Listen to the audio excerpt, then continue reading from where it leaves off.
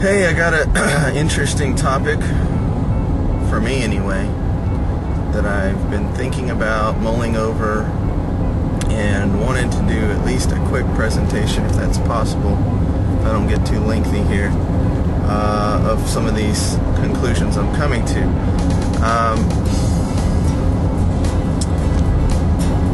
The topic has to do with the search for truth and using our God-given brain and intellectual pursuits to journey down that road for truth. This is not a unique video directed towards a particular group of people. Christians and theists and atheists alike tend to talk about intellectual pursuits.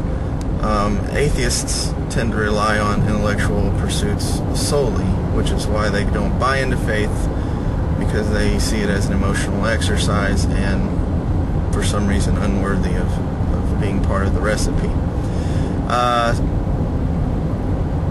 But there are even Christians, I'm one of them to a certain degree, that believes that there is an intellectual need for your pursuit for truth. If you are just basing your entire faith practice on this wishy-washy emotional aspect, and you've done no research, you don't know why you believe as you do, I just can't recommend that.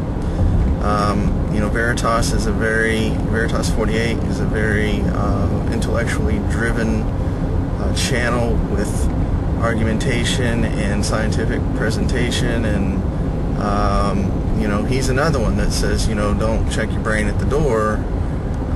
There's actual reasons, good reasons, to believe as we do.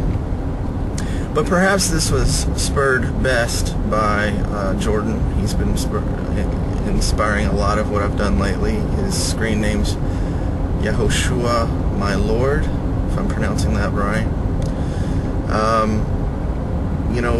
His big beef, and one of the things he keeps saying is what I've already said, which is we should not have to check our brain at the door to find truth and pursue this relationship with God, to understand who God is and what He wants from us, etc.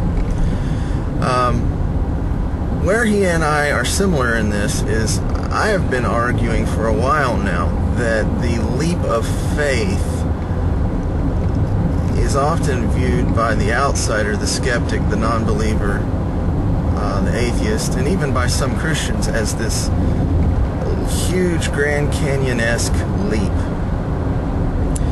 And when I talk about my personal testimony, I reveal to you that once I did all the proper research and really reviewed everything that was available apologetically, that leap for me was very minuscule. It was very small. But I've never once said that the leap was not necessary at all.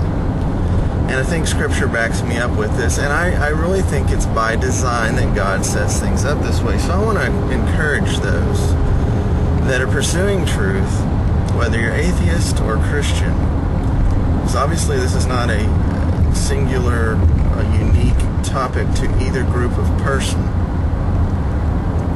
to think about the matters of the heart as well as the matters of the mind when you're seeking truth. Just to illustrate my point, BibleGateway.com. Granted, this was not a comprehensive scientific experiment, and I would have to literally go through and read almost 900 or more verses to be sure what each verse said, to know whether it really supported my conclusion or not. But I just did a topical keyword search on the default Bible version, which I think on Bible Gateway is NIV, for the word mind. And obviously God believes intellectual pursuits and things of the mind are important, because this word occurs in Scripture 156 different times. Okay? Again, supporting that this can be a search for truth using your God-given brain. Okay?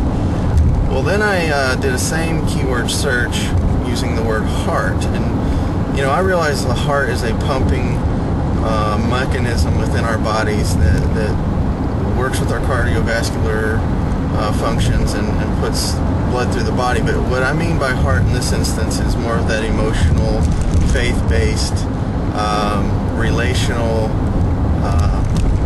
synonym that we use the word heart for. Okay, that occurred 743 times. That's 6.5 to 7 times. I didn't do the exact math. That's just me looking at it on paper. It's at least 6 times more than the word mind occurs.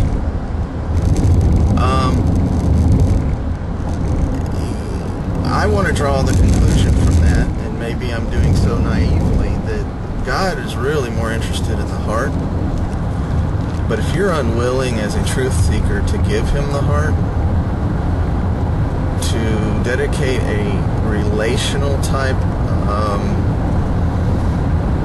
search for him, as I've come to understand God in Scripture, he isn't just this guy that hands out these decrees and these laws. He also wants a relationship. And I don't know how many of you out there have a very close relationship with someone, be it a girlfriend, a spouse, significant other, that's purely intellectual, non-emotional.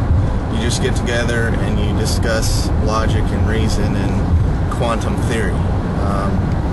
There may be someone in your life you do that exclusively with, and there's nothing more to your relationship, but that's not probably going to be your best friend, your spouse. It's not going to be someone you have a deep affinity for. Relationships require the heart and the mind. But what do you guys think? Hit me up with some responses in text. I'd love to see some videos. I believe this has merit. Until next time, this is The Edge signing off.